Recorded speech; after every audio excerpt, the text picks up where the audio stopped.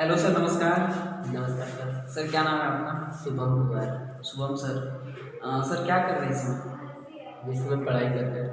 अच्छा, पढ़ाई पढ़ाई में क्या चल रहा है सच? ग्रेजुएशन। अच्छा, ग्रेजुएशन कर रहे हैं सर। देखिए, पढ़ाई तो हमारी लाइफ के लिए बहुत ही ज़रूरी है।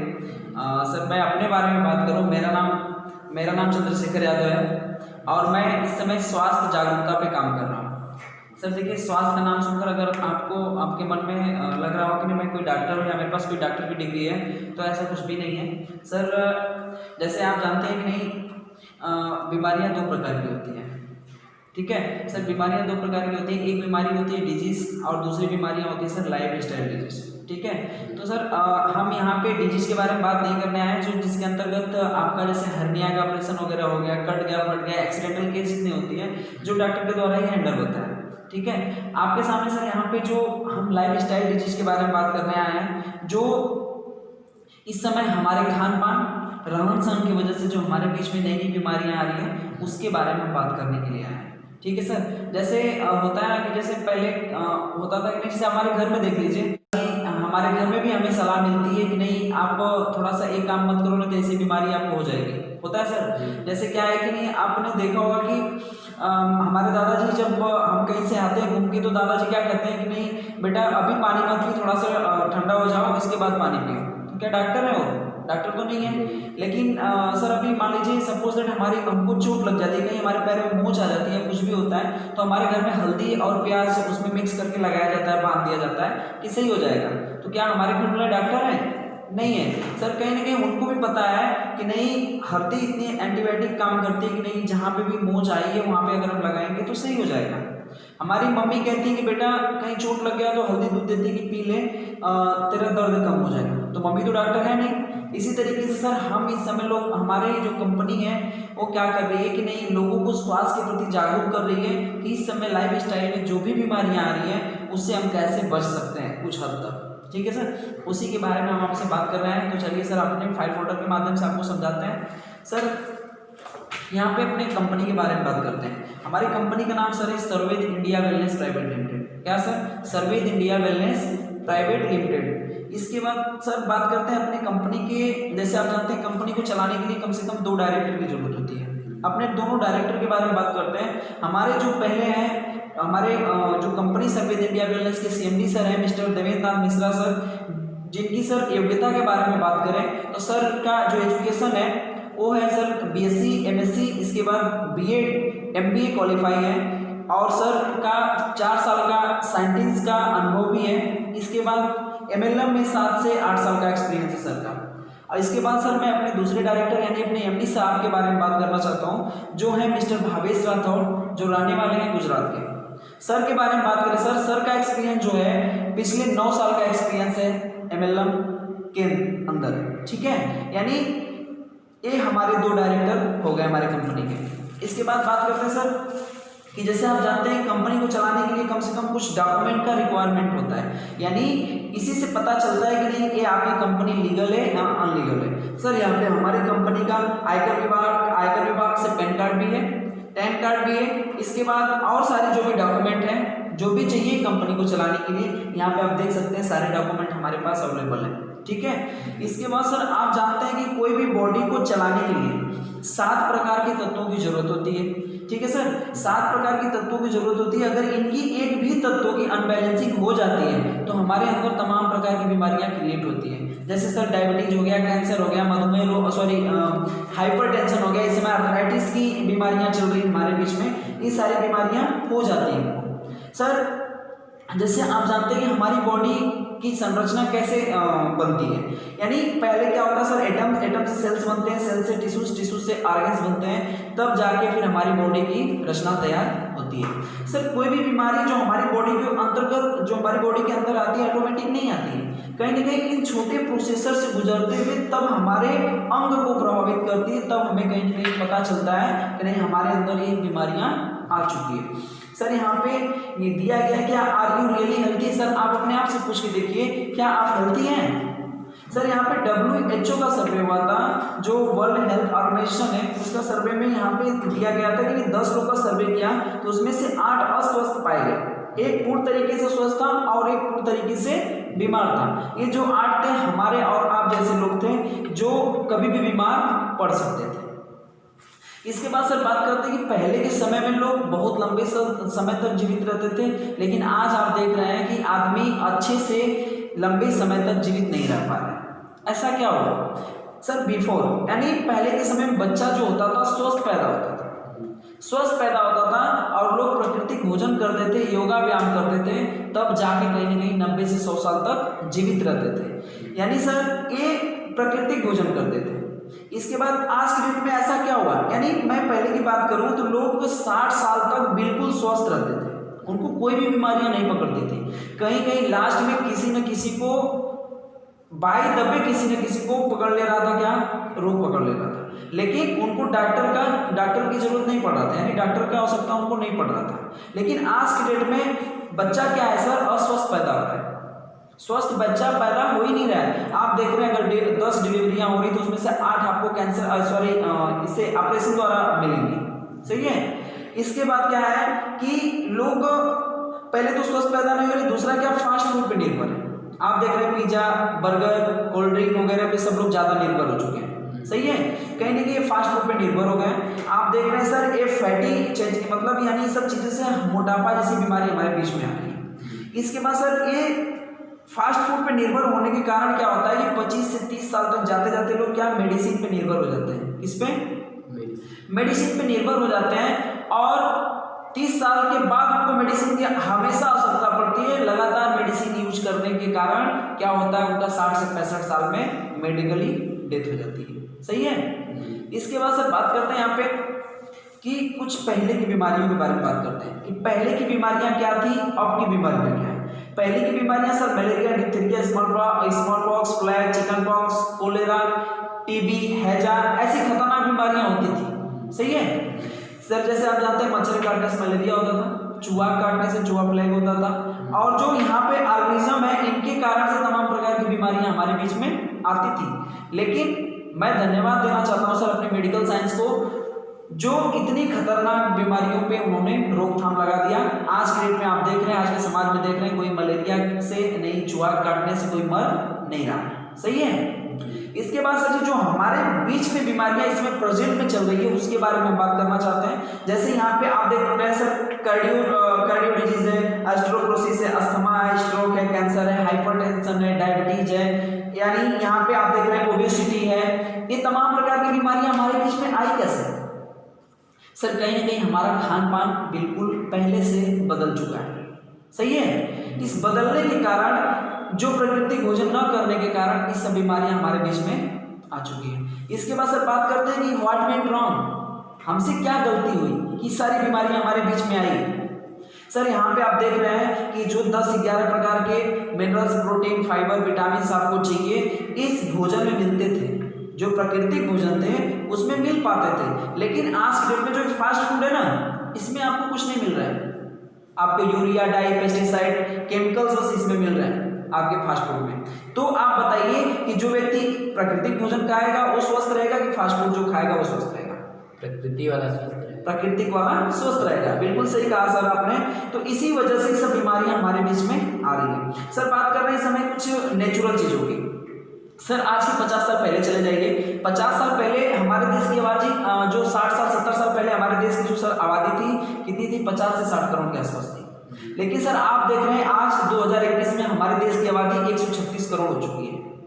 ऐसा 136 करोड़ हो चुकी है, आपको पता होगा।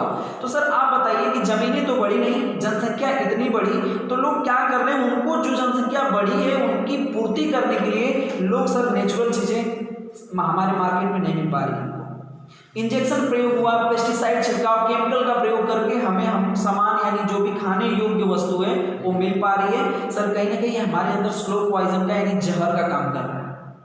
सही है। इसके बाद सर बात करते हैं पहले के समय में क्या होता था, कुकिंग जो मेथड था, लोग खुले बर्तनों में भोजन बनाते थे, खुले आसमान में भोजन बनाते थे। लेकिन आज के डेट में सब लोग क्या कर रहे हैं? कुकर में भोजन बना रहे हैं। कहीं ना कहीं इतने हाई मात्रा में भोजन आप पका रहे हैं, यानी आपका जो गैस का वैल्यूम होता है, आप वाष्प के माध्यम से चावल को पका रहे हैं, दाल को पका रहे हैं, तो आप बताइए कि वो खाना सब पकता है या उबल जाता है? सर उबल जा रहा है खाना, उसमें जो हमें वसा, प्रोटीन, मिनरल्स, विटामिन मिलने चाहिए, कहीं ना कहीं 60 से 70% सर उसी में नष्ट हो जाता है। ठीक है, इस वजह से सर इस सब चीजें से, दिक्कतें की वजह से सब बीमारियां हमारे बीच में आ रही है। इसके बाद सर बात करते हैं स्टोरेज ट्रांसपोर्ट की। पहले के समय में स्टोरेज का भी ऐसा स्टोरेज का कोई व्यवस्था था? पहले के समय में नहीं था। यानी आप अपने दादा परदादा या अपने दादी से पूछेंगे तो ऐसा कुछ व्यवस्था नहीं था। लोग जितना कमाते थे उतने में ही खुशी रहते थे, उतने में उनकी पूर्ति हो जाती थी, उसमें से बेच भी लिया करते थे। लेकिन आज की डेट में ऐसा आप देख रहे हैं कि हर चीज, हर हमारे जो फ्रूट्स हैं, सब्जियां हैं, जो भी हैं, वो स्टोरेज करके रखी जा रही है। आप मुझे बताइए सर कि आप अगर मार्केट से सब्जियां लाते हैं, अगर एक दिन सब्जियां ला के 3 दिन किसी साइड में रख दो, तो क्या उस सब्जियों के अंदर जो जैसे लाते हैं वैसे दिखती है आपको? देखते हैं सब्जियां मुरझा जाती हैं। सर वो सब्जियां खुद बता रही है कि नहीं, हमारे अंदर का जो भी प्राण है वो खत्म हो चुका है, लेकिन फिर भी हम उसको खाते हैं।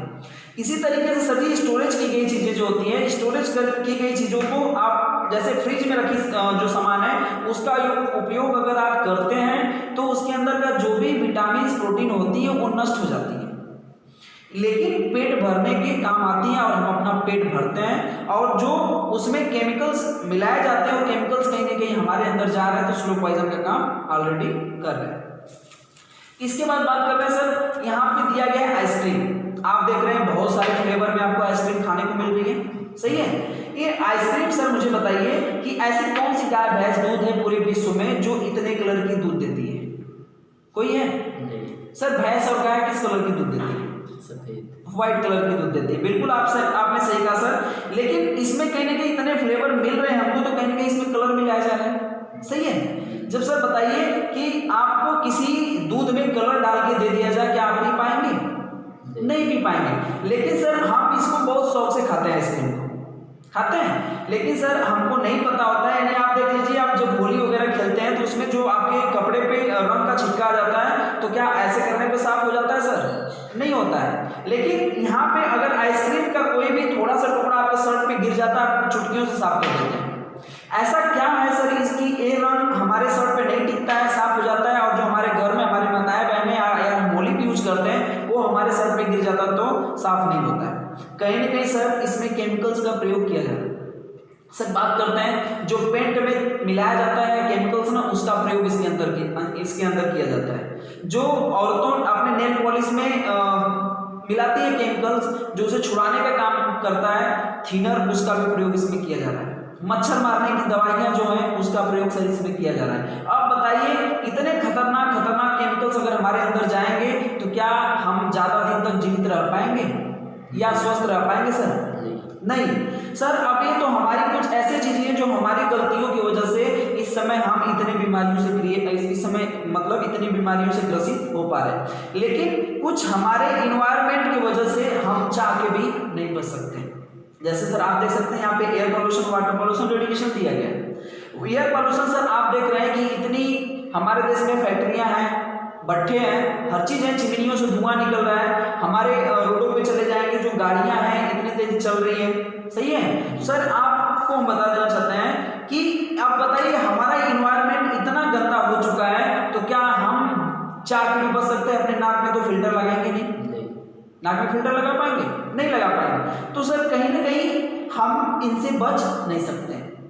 इसके बाद सर वाटर पोल्यूशन, आप देख रहे हैं वाटर पोल्यूशन सर जो हमारे शहरों से या हमारे गांवों से जो नाले से जो पानी जाते हैं ना, उसी को रिसाइकल करके फिर हमारे घरों में भेजा जाता है, जिसे हम कहते हैं मिनरल वाटर मिल रहा है।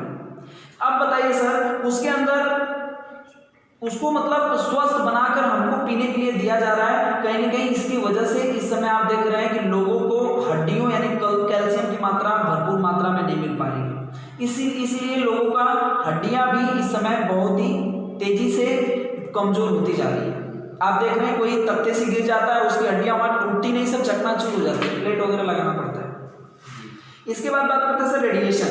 ये रेडिएशन सर इतनी खतरनाक है कि नहीं, आप देख रहे हैं कि अगर आप लगातार 3 महीने अपने यहाँ पे रख लीजिए मोबाइल, 3 से 4 महीने, आपका हार्ट जरूर दर्द करने लगेगा।